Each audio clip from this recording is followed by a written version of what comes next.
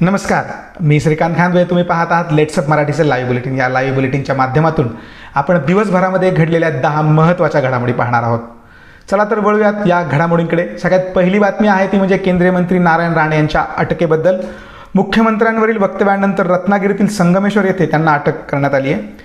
दरम्यान या घटनेचे राज्यभरात तीव्र पडसाद उमटल्याचं पाहायला मिळाले. पुढची बातमी आहे ती म्हणजे शिवसेना खासदार विनायक राऊत यांच्याबद्दल. त्यांनी नारायण राणेंच्या राजीनाम्याची मागणी पंतप्रधान कार्यालयाकडे केली आणि त्याची अवघ्या 10 मिनिटात दखल घेतल्याचं त्यांनी सांगितलंय. पुढे त्यांनी असं देखील म्हटलंय की नारायण राणे यांनी जनाची नाही तर मनाची लाज राखून ताबडतोब केंद्रीय मंत्रिपदाचा राजीनामा द्यावा. पुढची बातमी आहे ती भाजप नेते प्रसाद लाड यांची.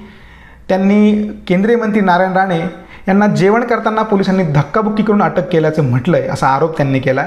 पुढे त्यांनी असंही म्हटलं की त्यांच्या जीविताला धोका आहे.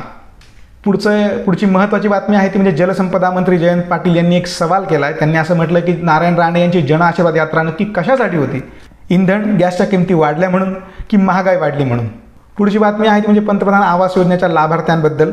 तर या लाभार्थ्यांना एक इशारा देण्यात आला आहे. 31 ऑगस्टपूर्वी त्यांना त्यांची कागदपत्र सादर करावे लागतील, अन्यथा त्यांच्या सदनिका रद्द करण्यात येणार आहे.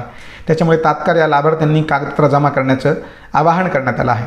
पुढची महत्त्वाची बातमी आहे ती म्हणजे गेट परीक्षेसंदर्भात.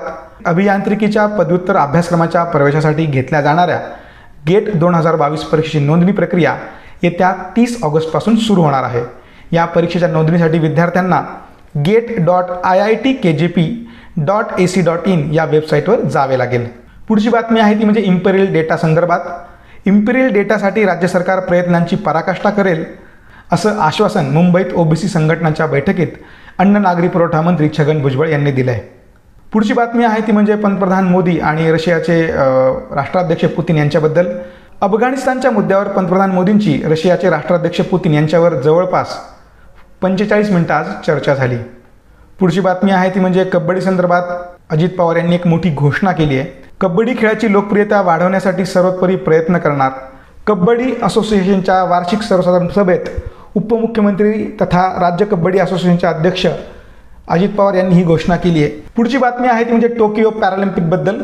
आज टोकियो पॅरालिम्पिकचं थाटात उद्घाटन झालं आहे. या उद्घाटनाच्या समारंभाच्या सुरुवातीला रेफ्युजी पॅरालिम्पिक संघ आला मैदानावर आणि त्यानंतर भारताकडून शॉटपुट खेळाडू टेकचंदनं भारताकडनं तिरंगा फडकवला. या होत्या दिवसभरातील 10 महत्त्वाच्या घडामोडी. अशाच महत्त्वपूर्ण घडामोडी जाणून घेण्यासाठी फॉलो करा लेट्सअप मराठीला. हा व्हिडिओ आवडला असेल तर लाईक, कमेंट, शेअर करायला विसरू नका. तसंच लेट्सअप ॲप डाउनलोड करायला विसरू नका. धन्यवाद.